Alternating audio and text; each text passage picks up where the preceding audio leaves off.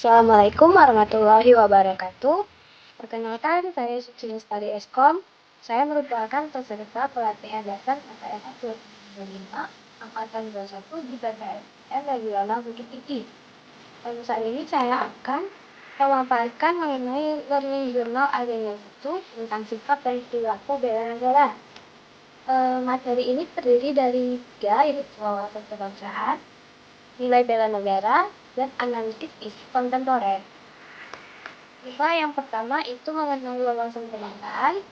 Wawasan kebangsaan adalah cara pandang yang melandasi akan kesadaran diri sebagai warga dari suatu negara. Awal mula terbentuknya bangsa Indonesia itu pada saat dibukanya organisasi Budi pada 20 Mei tahun 1908. Kemudian terdapat 4 konsensus dasar yang kita ketahui sih. Yang pertama itu NKRI, kedua Pancasila, yang ketiga Undang-Undang Dasar tahun 1945, dan yang keempat itu Bhinneka Tunggal Ika. Kemudian terdapat juga 4 lambang negara. Yang pertama itu bendera Sang Merah-Putih. Yang kedua itu lambang negara kita, yaitu Garuda Pancasila. Ketiga lagu kebangsaan Indonesia Raya, dan yang terakhir bahasa Indonesia. Selanjutnya untuk materi yang kedua yaitu nilai bela negara.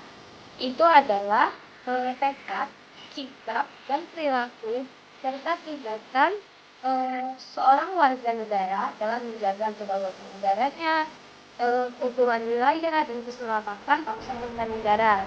Bela negara sendiri ada berbagai bentuk yang dapat kita lakukan untuk berpartisipasi. Bukan berarti kita harus ikut bersama para tentara untuk mengangkat pemerintahan. Tapi bela negara itu bisa dalam bentuk kita menjaga disiplin sebagai pegawai, kemudian membantu dalam menanggulangi penyebaran hoaks dan lainnya. Serta ada 5 nilai bela negara. Yang pertama itu cinta tanah air, yang kedua sadar berbangsa dan bernegara, yang ketiga setia pada Pancasila dan undang-undang, yang keempat rela berkorban untuk bangsa dan negara, yang terakhir memiliki kemampuan awal bela negara. Materi selanjutnya itu analisis isu kontemporer. Analisis isu kontemporer sendiri terbagi menjadi yang pertama itu mengenai perubahan lingkungan strategis. Perubahan tersebut dimulai dari lingkungan individual, lingkungan keluarga, lingkungan komunitas, lingkungan society, dan global.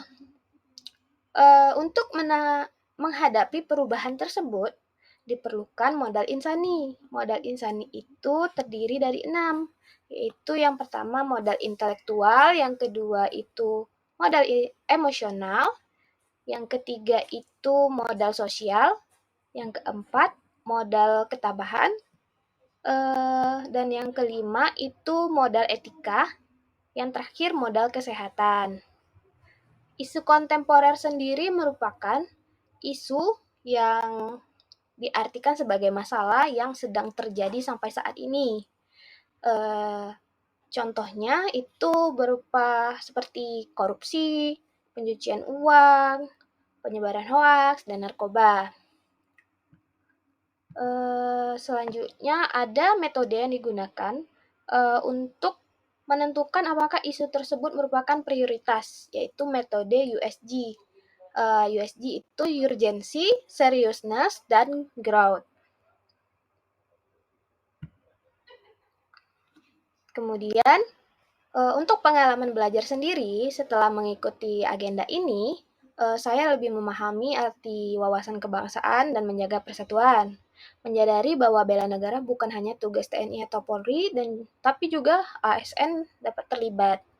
Kemudian mempelajari metode USG untuk menganalisis isu kontemporer dan mengaitkan modal insani dengan praktik nyata di instansi tempat saya bekerja. Kemudian Terdapat perubahan pemahaman, persepsi, dan sikap. Yaitu pemahaman saya semakin jelas bahwa ASN adalah garda depan pelayanan publik dan perekat bangsa. Yang kedua itu persepsi saya terhadap isu kontemporer, yaitu harus dianalisis secara mendalam mana isu yang prioritas agar solusi yang digunakan dapat tepat sasaran. Yang terakhir itu mengenai sikap, kita harus lebih terbuka, adaptif, dan siap berkontribusi melalui inovasi pelayanan kepada masyarakat. Kemudian penerapan di instansi yang dapat dilakukan. Yang pertama itu untuk wawasan kebangsaan, kita harus memastikan masyarakat mendapatkan pelayanan yang sama, adil, dan optimal. Itu mencerminkan persatuan dan keadilan sosial. Yang kedua itu penerapan untuk nilai bela negara. Yaitu sebagai pegawai, saya dapat menanamkan integritas, disiplin, tanggung jawab kepada masyarakat dalam melakukan pelayanan dengan secara profesional dan dedikasi.